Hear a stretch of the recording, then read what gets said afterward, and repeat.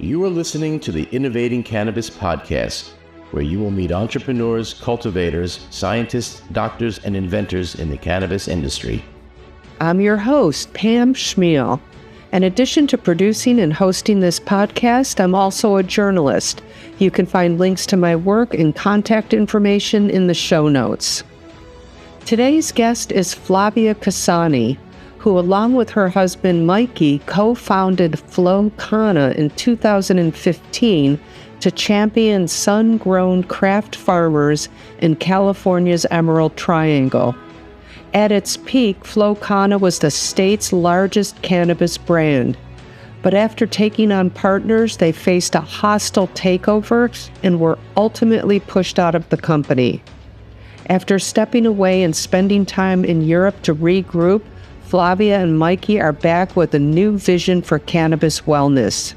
Their latest venture, FK Plus, is a hemp-based line of functional herb-infused edibles and pre-rolls crafted with a blend of specific strains to deliver more targeted experience. Please join me in welcoming Flavia. Remember how in California, we always had to sell everything that was strain specific, right?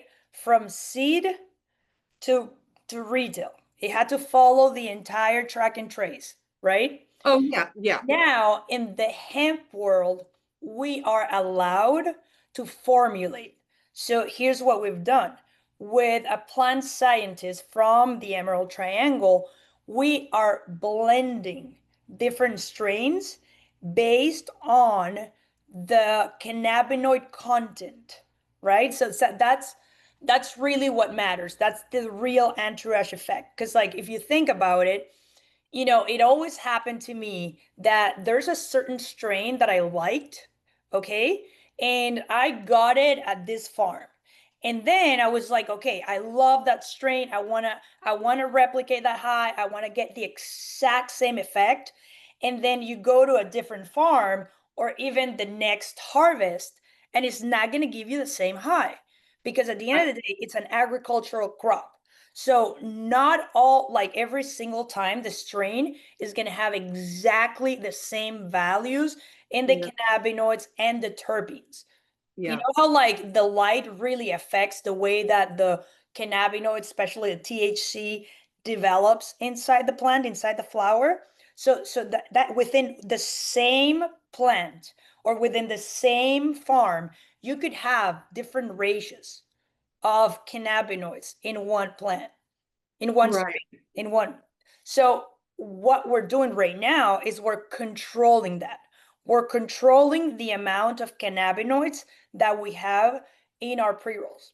So we have exactly the same formulation over and over again. You know how like you buy a certain whiskey and it's a blend of different, distillates to always make it the same percentage of alcohol, the same flavor, the same effect. You buy, I don't know, like Johnny Walker. That Johnny Walker is going to be exactly the same every single time. And that's what we're doing right now at FK Plus. We have the formulations with different strains that we test to have the same amount of cannabinoids and the same amount of terpenes so that you always can rely on the effect. I'm from the East Coast, but I didn't know in California you can only use one strain. You couldn't. What do you mean? Like you couldn't grow? So we know, we operated in California for 10 years, right? And I want to hear about that. Yeah. And we have the medical and then the recreational cannabis, regulatory system, right? That got extremely strict. Okay. So one of the things that was mandatory in California and also in the medical world everywhere else in the United States is that you can only sell one strain, like strain specific. You cannot blend it with anything, right? We're operating under the hemp regulatory system, right? It doesn't mean that we're selling lower potency and that it's a different plant. It's the same plant, okay? But what we're doing now, it's like we're able to mix them, like the different strains.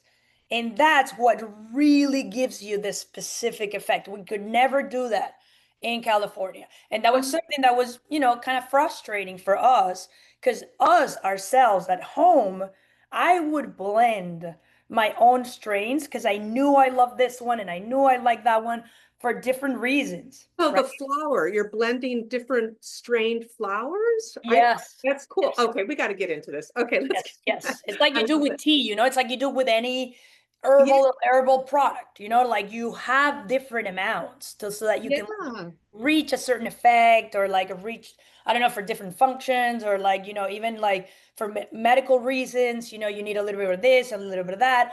So now we're able to do it and that's super exciting. Yeah, so I just thought we could start with talking about your previous company, Flow Kana, for people who don't know, just to give a background of, your experience and where you came from before launching this line. For So sure. if you could just, yeah, give us a little history of Flow Kana and where you came from the Emerald Triangle. And I love that you supported craft farmers and just would love to also just hear kind of your take on the California market now. I did read that you left the state, I think, right? Yeah. Yeah. Yeah. Yeah. Okay. Yeah. So Yeah. So we started Flow Kana in 2000, I would say 13. Where Mikey and I, my husband and I, my partner, my husband, we do everything together. Um, we started the process of Flow Kana in 2013. We are from Venezuela. mm, We moved to California, not exactly sure that we were going to do cannabis. We like cannabis. We were big advocates. We grew up with like, our parent, I'm a half Swiss, I'm Venezuelan. So like, it's very open-minded towards cannabis. Mikey's mom is also American and she grew up her whole life also being like very connected to the plant. She has MS. So she always treated her MS with cannabis. So it was something like super normal in our house. mm, And when we moved to California, we discovered that, this was a very interesting industry. We went to dispensaries and we knew like legalization was coming. But at the same time, we realized that like it was very mom and pop. It was not many people that had been, like educated or like with a lot of like corporate experience or with a lot of like I don't know like business experience were yeah. in the industry were like basically like farmers and like people that were like hustling and Mikey and I come from a background of like going to university and being economists and engineers, so we were like, listen, this looks like an industry where we can like bring value, and both of us have a lot of like environmental consciousness. And so for us, every single business that we do needs to have a big environmental impact. Okay. So when we started going to dispensaries in California, we realized that everything was indoor. And we were buying at Whole Foods and we were buying at Trader Joe's, we were buying at farmers markets. And then we were like, but what about the cannabis? Like, why is it indoor? Like, we understand, like, it's a big, like electricity consumption. Like, this can't be good for the planet. So then one day, Mikey was volunteering for a dispensary in Berkeley, one of the first ones, one of the bigger ones. And he started asking the question. And then one of the purchasers offered Mikey, listen, Mikey, I can take you up to the Emerald Triangle. And there's where most of the sun-grown cannabis is grown. If you want to go see the farms, if you want to see go try the product, if you want to go meet them, and we were like, yes, of course, I want to go see it. I want to understand what's the big, fight between indoor, sun grown, like what's like we wanted to test it ourselves to see like, is there really a big difference? Is it like really lower quality? So anyway, we went to the Emerald Triangle and it was magical, Pam. It was like, oh my God, like that's where Flow Kana was born. When we saw those farms, when we saw those farmers, we come from Venezuela where like everything you see from like they don't grow cannabis in Venezuela.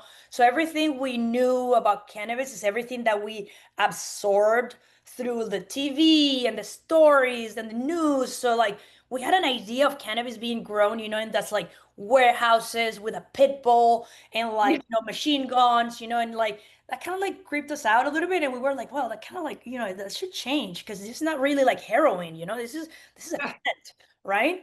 So when we saw that, we were like, oh my God, it makes so much sense. Like there's the light of the sun, there's rain catchment, and because these people are like deep in the Emerald Triangle, they're completely off grid. So even better, like they're not consuming electricity, they're not using the water from the cities, they're doing rain catchment, they're growing their cannabis next to watermelons and strawberries and broccoli, and like the entire family is involved. There's no machine guns, there's none of that. It's just beautiful energy. It was a family business. So we fell in love with that. And we were like, this right here needs to go out into the legal market. Because then we were explained that the legal market, all these, I don't know, like myth around cannabis being inferior and cannabis not being profitable enough and cannabis not being clean enough, the sun grown, I mean. And we were like, oh my God, this is not true. So that's where we said, okay, so we are going to start a company that only sells sun-grown cannabis and powers exclusively the small farmers. Like these people need to come into the light. These people are the real champions of the cannabis world. So that's what we did. So we did, and we officially launched the company in 2015.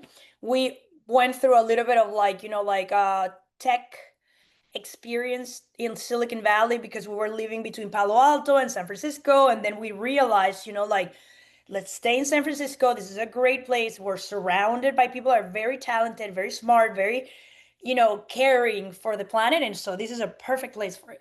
So we launched officially in 2015, and it was really funny, Pam, because like we have been, always like in the, like the product development, side, and like marketing, conscious marketing and all of that. So we identify with, like creating brands and storytelling and like creating an emotional attachment to the brand and what it means.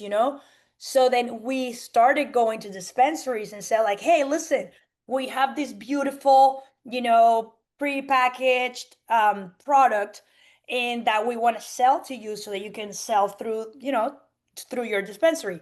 And they were like, every single one of the dispensaries in the Bay were like, what are you talking about?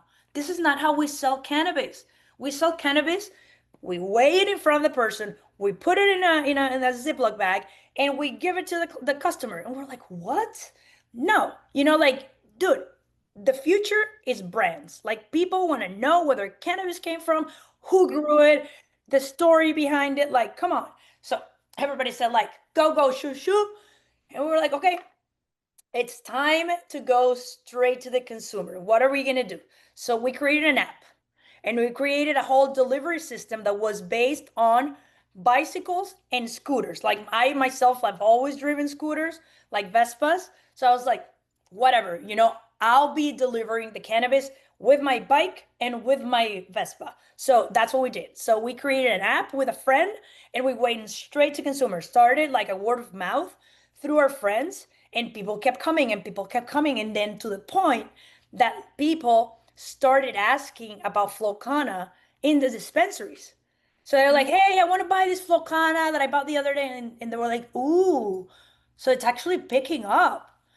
And we were like, oh, you see, people want to know, where their cannabis came from. They want to have this experience of like the storytelling, the beautiful packaging. And we did it like super cute in like mason jars with a tag that explained a little bit about the farm, where it came from, the lab testing, everything. So then we went back to the dispensaries and we're like, so do you want to carry my product or not? And they were like, yes, now we want to carry your product.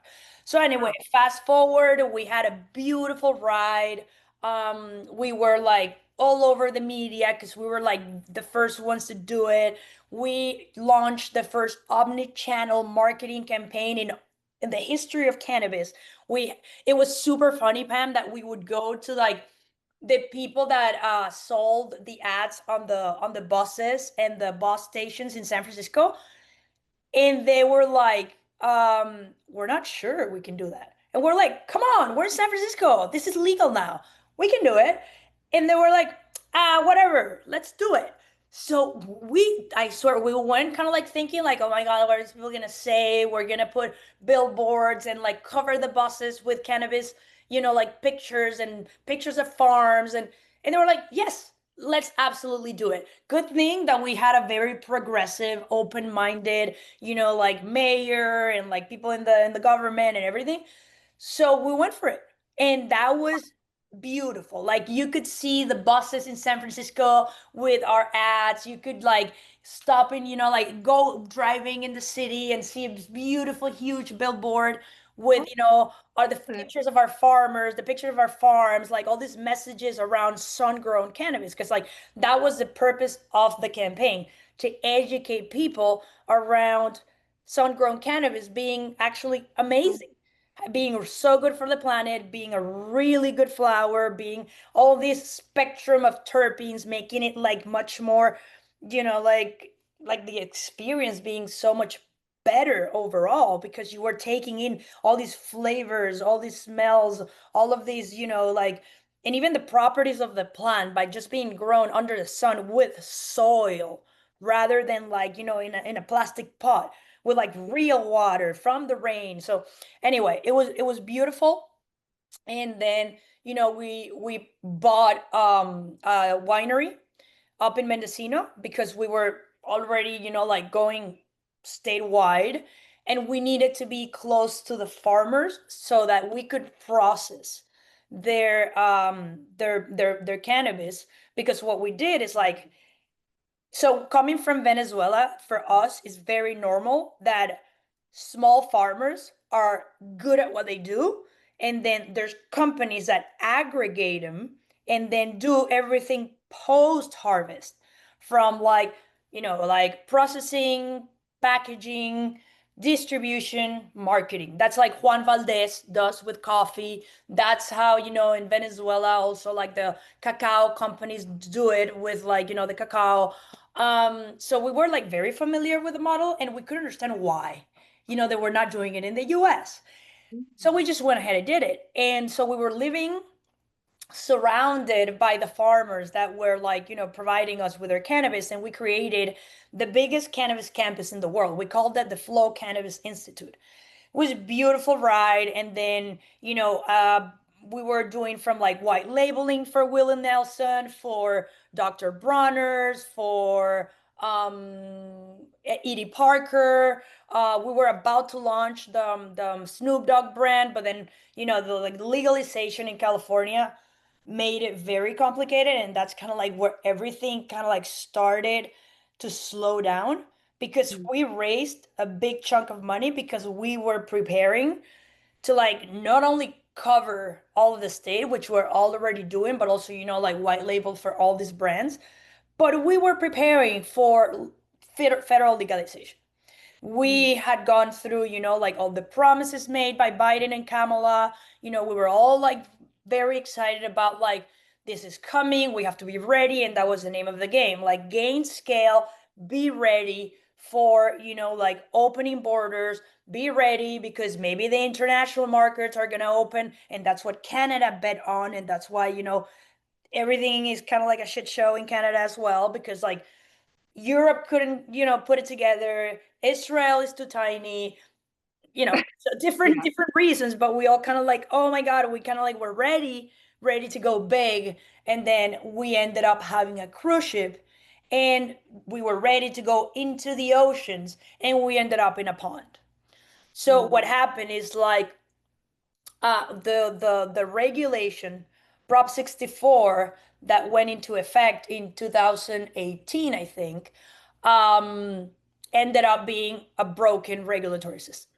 So it made it impossible to operate at a like and have any profit in California, not only for the people in the industry, but also for the consumers. At the end, and when you added all the taxes and all the cost and everything, when you went to a dispensary in California, you ended up paying 3 times what you would pay in the illegal market. And in California, I mean, let's face it, it's a reality. It's like selling ice to the Eskimos. California is a state where everybody grows excellent cannabis. There's a big cannabis culture. So if you really want to make a regulatory system to succeed, it needs to be able to compete against the illegal market. And that did not happen. So that basically killed the industry. All the bigger players, including us, we were tight. We had the opportunity to like save our company because we didn't have any debt. We had raised all that capital via equity. So, but one of the big learning experiences from what we did at Flow Kana was not choosing the right partners. So we accepted money from very, I would say, like, I don't know, like greedy and like not caring enough funds. And that's something that, it's a little bit, I mean, like pushed by the fact that we didn't have any protection, any access to banks, any access to credit. So we really had to like, like go out and try to find the money through, family, friends. But at the end, we covered all of our family and friends and all the friends of our friends. And then we landed with these 2 investment funds that they were just like wanting to take it all. So basically, when things got really ugly, we suffered pretty much a hostile takeover. And things got like, we could have prevented, like a disaster. We could have just like adapted our operations, adapted everything to kind of like endure the storm. And, with all the like legal battles and like the pressure in the board by these 2, funds, we just couldn't do anything. And so Mikey and I kind of like left well, I mean, we didn't leave. We were pushed out. We were like, hostile takeover, you get the fuck out of here, like, bye. So I had recently given birth to my son Dylan. He was 7 weeks old when we were kicked out of our home because we were literally living in the property where we had the Flow Cannabis Institute. Because at that point we were like, when you're an entrepreneur, like you breathe, you eat, you sleep your business, especially if it's a family business like Mikey and I. So we moved to the property so that we could be in the middle of it. We could like host people. We could like be in contact with our farmers. We could be, in the day-to-day of it. So basically, like we were pushed out. We were pushed out with a 7-week-old baby. And anyway, we went to Venezuela and we took a break. We took a break. Yeah, we had to continue with the legal battle. And I told Mikey, listen, I want to be surrounded by people that love us. Oh God, I have goosebumps. I know, like, and you're a woman. I don't know if you're a mother, but like you can imagine like having a 7-week-old baby and dealing with being kicked out of your home, taking like they took all your business, everything you've done for the past 10 years, and it's like boom, bye. So it was rough. It was rough, and we left. But I have this way of seeing life that like everything happens for a reason. And if you take in all the good and the bad, you take it as a learning experience, it's going to be okay. So that's kind of like what we did. We traveled for a little bit, kind of like finding peace, finding, our strength, and deciding if, we ended up taking the brand, all of the IP after the separation and the legal battle, which was great. Oh, okay. They took all our shares, they took all the assets, and like, but we took all of the IP, which at the end, like that's the real us. All the videos, all the logos, all the like marketing campaigns, everything that was Mikey and I, and at the end, it was a very like founder facing brand, like we were very much in contact with, our consumers, and we were always out there giving, like our faces were out there. So people identify Flow Kana with Mikey and I. So that was good that we took our brand, but then we were like, okay, what do we do with it? Right? And we immediately we traveled, and then we did, so let's do this. So let's go travel around the world finding our peace, but at the same time doing a little bit of research on the main cannabis markets around the world, and if there's opportunities of bringing not only our experience but also our brand into any of those markets. So the reality, Pam, is that cannabis is not a priority for any country in the world right now. Europe, which seemed to be, like the most pushing forward, the most advanced, is not really pushing for the cannabis legalization in a way where, our values, the whole sun grown and the whole, like small farmers, etc., can fit. It's actually very medical, very, like strict, very like sterile. It's just like not exactly fitting what we had done before and how we connect to the plant. And then we visited, Thailand, and everything in Thailand, it's a little bit weird. It's like a free for all sort of, and like it's not exactly what we do. So anyway, we came back and we were like, okay, let's just drop it. I guess there's nothing to do right now, and let's see what life brings.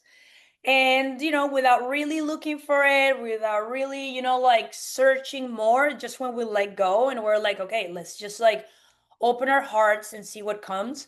We were living in Europe at that time, and then we started getting calls from people in the United States and said like, listen guys, like the hemp industry is like getting this really interesting twist, and I think there's a good opportunity for you guys to come in.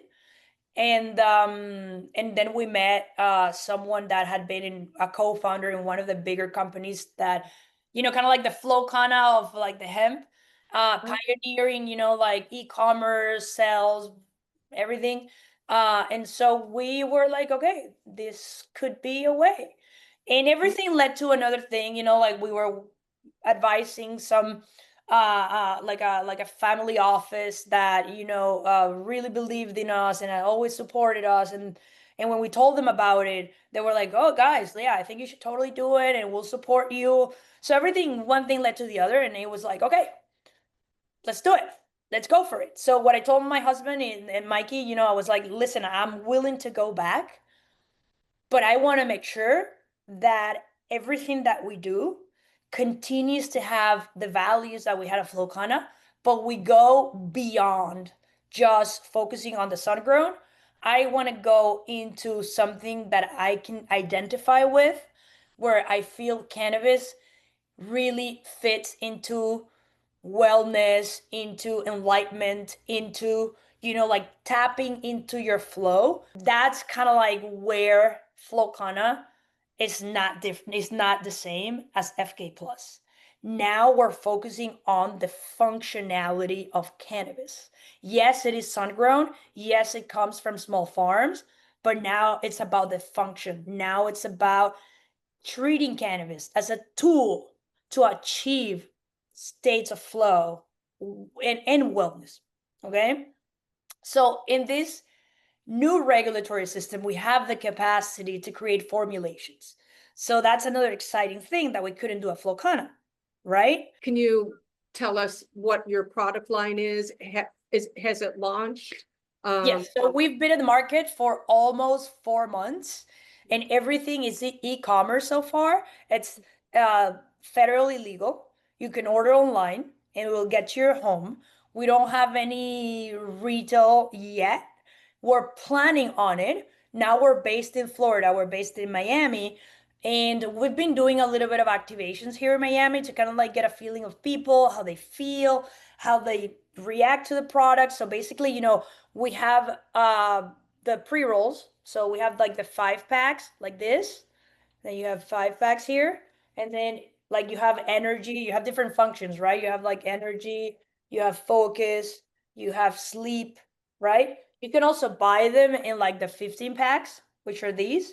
Then you open it and you have the 15 pack inside. And then we have the gummies. The gummies are actually like really, really interesting because it's not only cannabis it's also other herbs and functional mushrooms.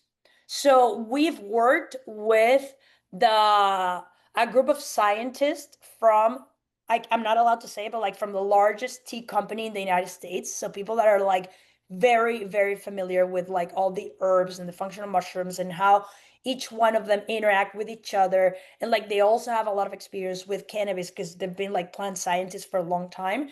And cannabis is actually like a very medicinal herb that has been used for many, many, many years.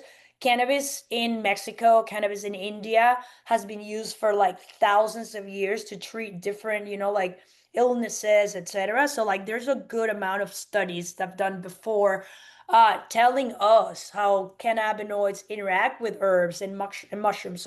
So we've actually designed, like this is the one that I believe you have tried. So Yes, this one in love it. particular has THC, CBN, and CBD for the cannabinoid side. The amounts are actually not so tiny, so I wouldn't say like it's a low dose. It's like 10 milligrams of THC per dose, and it has 20 milligrams of CBN and 20 milligrams of CBD. And the most important thing for the pre-rolls is that we have added the terpenes so basically the terpenes that what determine, they're not only about the flavor and about the smell. The terpenes really determine how you absorb and process the cannabinoids in your body. The cannabinoid content and the terpene content that we get in every single one of our pre-rolls is consistent. We can guarantee that your effect is going to be the same because we know exactly the amount of cannabinoids, we know the amount of terpenes that are going into that pre-roll.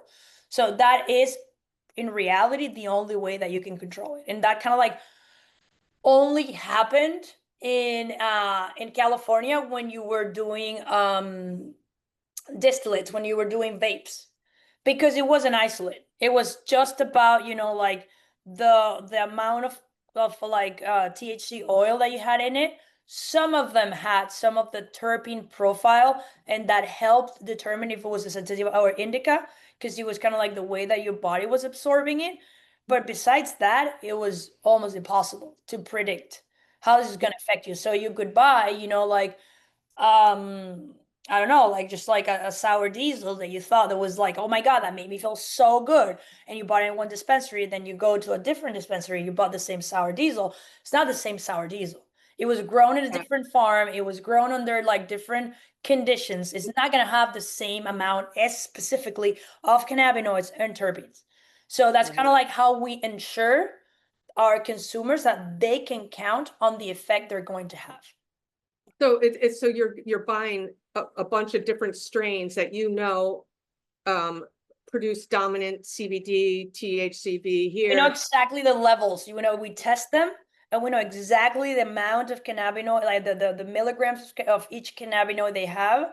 And we know exactly the terpenes they have. When they need a little bit more of certain terpene, we infuse it with a terpene just to make sure that it gets to that level, that all of them all the time are the same amount. Yeah, I have to say, when I opened up I think it was the pre-roll package that you had sent, and it was the smell, the aroma was so fragrant and so amazing. If they're not stored properly and packaged properly, they're not going to maintain their terpenes, the smell, their flavor. They're not. Yes. Or their freshness. They're going to get dry. But Yeah. we make sure that they maintain their freshness. And we rotate our inventory every 3 months to make sure that all of our pre-rolls are fresh. Yeah, that's a discussion I've been having with some people in the industry, is the problem with our cold supply chain and preserving, like when it leaves the farm, it's this beautiful plant. And then by the time it gets to retail, it's been in a hot truck somewhere, if they're not keeping it below 60 in their vault in the dispensary, all those kind of things. So I don't know, we've got to, like somebody said, we have to treat it like produce, and we don't have that infrastructure yet, which I think is a real problem, and I keep wanting to kind of bring light to. So we put a lot of emphasis into that because, we did 10 years in California. We were, bragging that sun grown was actually like superior to indoor. So we needed to make sure that we treated cannabis like a produce. Then, like everyone needed to understand, like this is just another plant, and we need to like care for it and treat it just like another plant. So like all of our, processes and the way that we transported cannabis, so we made sure that it would never lose its freshness. And that's something that we have definitely, like brought into this project. And like, so that's why, I can say that like starting in this new regulatory framework is, yes, it's like a fresh start, but at the same time, we have been doing this for 10 years or 12 years already. So we have gone through all the mistakes, all the learning, etc. And we really care about the quality of our flower. Like it has to be top notch. Otherwise, people will not want to buy a pre-roll. Like, Somehow we've got to figure out that in between trucking stage, where it could just be in Arizona, 150 degrees in the summer, kind of, so, but anyway, it's something we have developed with our packaging and like the way that we treat the flower to get to the processing facility. And then once it's been processed and rolled, it goes into the packaging and we make sure that like once it has been sealed, everything stays in there. mhm. So we actually, before we launch, we did like a 3-month trial before we launched to make sure that our products were keeping the freshness. Mm. We actually we let it outside. We live in Miami, so we left it in the car. We did like a lot of proof to make sure that Oh, like, okay, it's our faces, it's our name. That's gonna be yeah, this thing better be good. We have one of the beautiful things about working in the industry for 10 years and becoming so big is that we have like such a beautiful network of people like connoisseurs, like scientists, experts. And so we made sure that like we tapped into our network to kind of like bring the best that we learned from those 10 years and like yeah. continue the legacy, right? It's a sharp product, really. I really like it. Just everything about it is professional and just, looks fantastic. So I'm just thinking, because we've been talking for a while, to wind down, I just want to make sure I get everything about what you're doing. I guess, well, what challenges are you facing in this new launch? Yeah, so we are entering the e-commerce world. Mm, And when we started Flow Kana, we were kind of like the first ones, right? We were like the kids, with their sun grown and the kids with their brand and the kids with their, app. And so we were kind of like very new and the market wasn't as saturated as it is right now. So it's definitely a challenge to enter in such a saturated market. And for us to make sure that people understand that we go above and beyond and that we have all these years of experience and that we are making sure that we're bringing like really good quality products, it's been a challenge because there's so much noise. There's brands everywhere. There's like, I know, and like everybody's doing the functional now, everybody's doing the functional, but they're fairy dusting and they tell you're gonna put lion's mane and they put like a little sprinkle of it. oh Sure, God. no one's like really measuring it to be a supplement grade level where you can like really stop buying these like functional mushroom gummies in Whole Foods and start taking this, like that has been what I mean, it's only been 3 months, but we need to make sure that we expose ourselves a little bit more. And that's one of the reasons I'm so glad I'm talking to you today, Pam, because like it's important to hear it from us. It's important to hear the whole story Yeah, because it's hard to like communicate that over social media, especially knowing that we have a lot of limitations in social media, that there's a lot of noise, there's a lot of brands, there's a lot of people like like bragging they have, yeah, functional mushrooms and this and that, but they're really not putting the science and the lab testing behind it. So yeah, I guess that's the biggest challenge is to like really communicate to people that we are here.